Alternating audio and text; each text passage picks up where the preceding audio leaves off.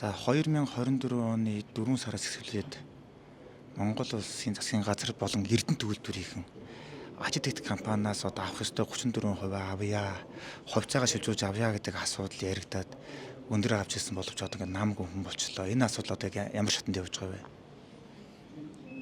За өнөөдрийн байдлаар 2025 оны 8 сарын 21-ний өдөр өдрийн 72 дугаар захирамж ерөнхий сайдын захирамжаар засгийн газар хэр их дарга бямцогтоор ахлуулсан ажлын хэсэг ажиллаж байгаа энэ дэр.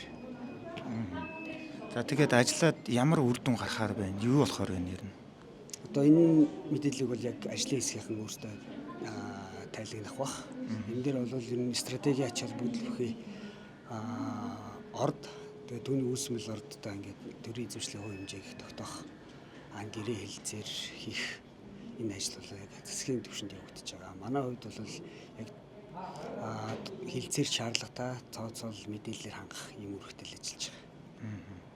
Тэгээ одоо энэ хэдийгээр яг үр дүнд хүрэхээр яг тэр талаар чамдад мэдхээр юм байна уу? Надад бол байхгүй. Тийм үү. Тэгэхээр яг энэ ачид тэгтийнхэн байгаа, засгийн газрынхан байгаа, танаа үйлдвэрхэн байгаад гурван талаасаа ингээд энэ асуудлын дараа ер нь хамгийн сүүлд хэзээ хилцсэн гинэ? Яг Эрдэнэ үйлдвэр ачид тэгт компани уулзах бол 1 сарын 28-ны өдөр, 25 оны 1 сарын 28-ны өдөр. Энэ нь бол өмнөх тэр засгийн газрын 2024 оны 4 сарын 24-ний өдрийн 16 дугаар тэмдэглэлээр өгөх зөвүүрийн даалгаврын хүрээнд хамтарсан ажлын хэсэг байгуулад 2025 оны 1 сарын 28-ны өдөр уулзсан байдэ. Тэгэхээр тэр бол хамгийн сүүлд уулзсан байна. Тэгэхэд ачид тэгтийнхэн юу гэж хэлж байгаа юм? Ямар нөхцөл тулгаж байна? Яг ер нь бол нөгөө өмнө ч гэсэн ярьдаг штэ тий 34% өгье гэдэг санал илэрхийлсэн байдаг. Гэхдээ буцаад нэг болцолтой байдаг. Тэгээ тэр болцлол тавьдаг. Тэр болцол нь юу вэ? За тэр болцол нь бол 20 жилийн хугацаанд бид үйл ажиллагаа явуулах, хүдэрээр хангах, үн тээвэрлэлтийг үн төлбөргүйгээр тээвэрлж өгөх гэдэг ийм нөхцөл байдаг. Юу гэсэн үг вэ? Тэгэхээр дахиад шинэ одоо овоолгог тэгээд 20 жилийн турш одоо овоолгоор засгийн ханга тэгээд тэр овоолгоо тээвэрлж тэгжээж бид 34% өгнө гэж байна.